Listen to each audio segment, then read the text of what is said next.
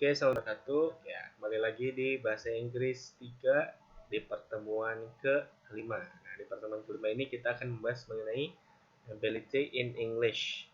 Nah, ability in English ini masih berkenaan dengan models ya. Jadi, untuk pertemuan 3, 4, 5 dan nanti ke-6 kita akan membahas mengenai models, penggunaan models. Nah, penggunaan models ini bisa digunakan di ekspresi-ekspresi ya. Nah, di pertemuan ketiga kan expressions of permission, request, dan sebagainya. Kemudian di pertemuan keempat itu suggestion. Dan yang kelima ini ability. Kita akan mulai bahasan mengenai ability in English ini. Oke, kita mulai. Nah, ability itu apa sih? Nah, ability itu kalau dalam bahasa Indonesia artinya kemampuan atau kebisaan ya. Jadi pada dasarnya expressions of ability ini menunjukkan ekspresi kalimat ketika kita memiliki ability atau kemampuan untuk ditunjukkan ya. Nah, dalam bahasa Inggris itu ekspresi yang digunakannya itu menggunakan modals. Nah, modalsnya itu ada can, ada could, ada be able to. Jadi ada 3 ya, ada can, could, and be able to. Jadi 3 modals ini bisa digunakan untuk menunjukkan kemampuan atau mengekspresikan kemampuan. Nah, bagaimana mengerjakannya? Ya, let's try. Kita lihat contohnya. Misalkan teman-teman bisa berenang di laut. You can say, I can swim in the sea. Nah, kemudian kalau misalkan teman-teman bisa berenang di laut, tapi dulu sekarang udah udah nggak bisa lagi misalkan berenang karena misalkan dapat cedera atau sudah tidak bisa misalkan ya. Ekspresinya bisa pakai could ya. Jadi I could swim in the sea but not now. Jadi dulu saya bisa berenang di laut tapi sekarang tidak. Kemudian bisa juga menggunakan able to ya. Be able to. Nah, be able to maksudnya be-nya itu adalah to be ya. Masih ingat, terus selalu ingat penggunaan to be ya. Ini selalu dibahas di semua pertemuan. Be itu selalu ada.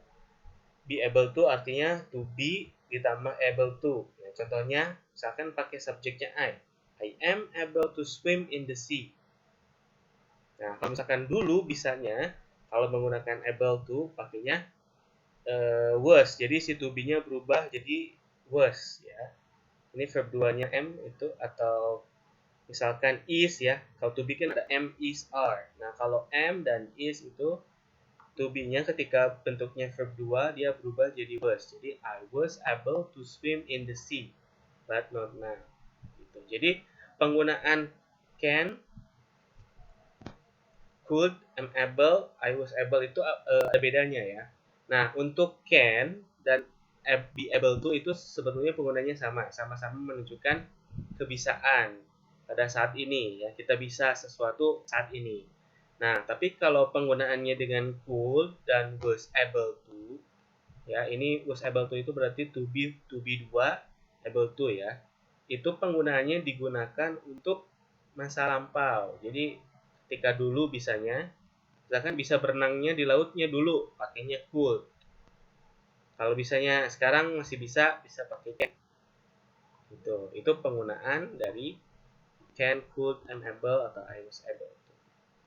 Nah, tadi kan kebisaan ya. Kebisaan itu kan kadang-kadang juga kita tidak bisa. Nah, kalau ketidakbisaan ya, itu berarti bentuknya negatif. Nah, kalau bentuknya negatif gampang, tinggal ditambah saja not. Jadi I cannot, I could not, I'm not able to, I was not able to. Gitu. Jadi kalau untuk bentuk negatif gampang saja tinggal ditambah not. Jadi saya tidak bisa berenang di laut. I cannot swim in the sea. Easy, gitu ya. Jadi seperti itu penggunaan ketidakbisaan ya. Kalau negatif bentuknya negatif. Nah, kemudian kalau misalkan bertanya kepada orang, apakah kamu bisa berenang? Can you swim? Ya, itu tinggal dirubah saja. Can-nya pindah ke depan. Ya kan? Jadi intinya kan can-nya di sini I can. Kalau bertanya jadi can you. Jadi can ke depan. Kemudian diubah. Misalkan mau tanya ke siapa? Can you? Apakah kamu? Can you? Apakah dia? Can she? Apakah dia laki-laki? Can he? Gitu. Gampang. Tinggal ubah saja can-nya dari belakang ke depan. Nah, gitu ya.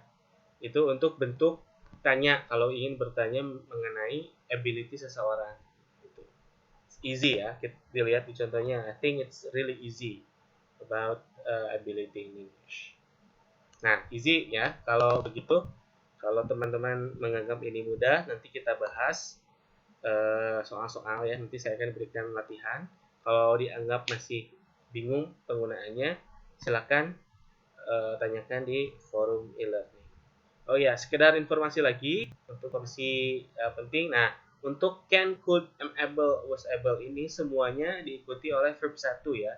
Jadi tidak ada verb yang lain-lain, semuanya bentuk verb 1. Jadi tidak jadi swimming atau jadi swam. Jadi setelah can, could, able to itu semuanya bentuk verb 1. Itu aja informasi tambahannya. Oke, thank you very much. I'll see you. Assalamualaikum warahmatullahi wabarakatuh.